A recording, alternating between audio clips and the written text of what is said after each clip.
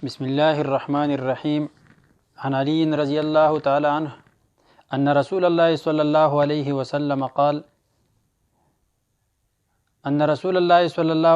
قال له يا علي لا تبرز فخذك ولا تنظر إلى فخذ حي ولا ميت. رواه ابو داود.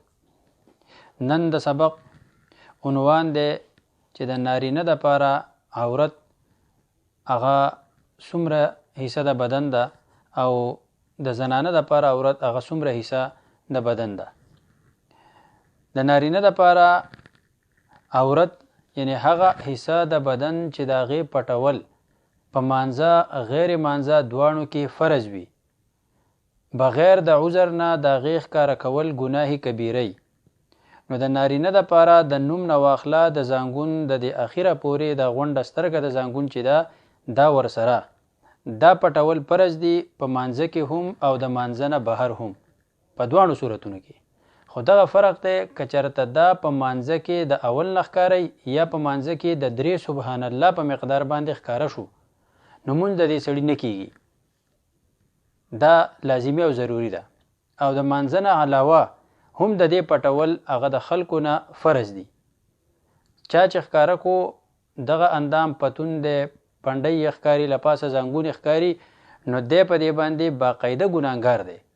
او حدیث کې راځي لعن الله الناظر والمنظور الیه. الله تعالی په دې کتون کې باندې هم لعنت دی او د الله تعالی لعنت په هغه کس هم دی چې دې ته ښکاره کړی دی.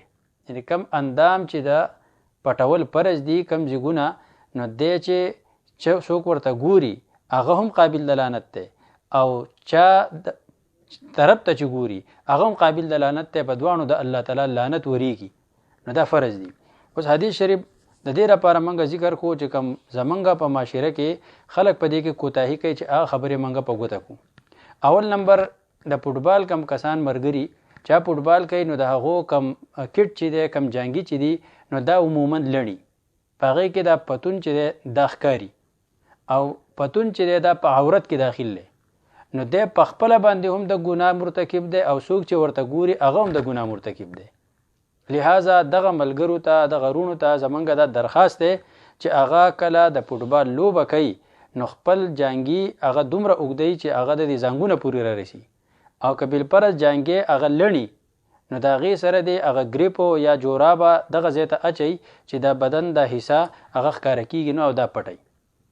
دویم په خوړ کې یا په سین کې اکثر خلک هغه دا بې احتیاطي کوي چې په جانګو کې هغه غسل کوي او لامبي او د هغې د وجې نه دی په خپله هم سبب د لعنت ګرځي او نور خلک چې دته ګوري هم سبب د لعنت په دې باندې ګرځي. په دې کې د انتهایی درجې احتیاط وکړلی شي. او دریم نمبر بعضې خلک هغه به بې پرواهۍ کې د خپلې پنسې را اوچتې کړي نو یا د خپه ګرۍ یا اسې غرمو ته ځان ښکاره کړي او نور کسان هغه ورسره ناسي نو پنسۍ را بره کړي او دغه زنګون یې ښکاره کړی نو دې کې هم دی ګناهګارېږي او څوک چې ورته ګوري هغه هم ګناهګارېږي. نو دا عورت پټول دا فرض دي په مانځه کې هم او د مانځه نه بغیر هم. خو په مانځه کې صرف دغه فرق دی چې مونځ پې ماتېږي او په غیر مانځه کې هغه پې دی سخت ګناهګارېږي ګناه کبیره دی.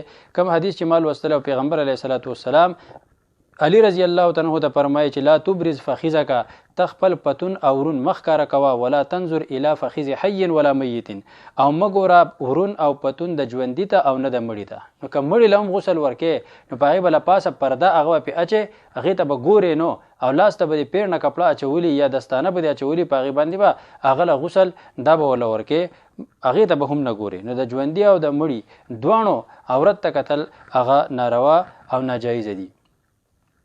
الله جل جلاله دې موږ له په دې د عمل کولو توفیق را نصیب کړي.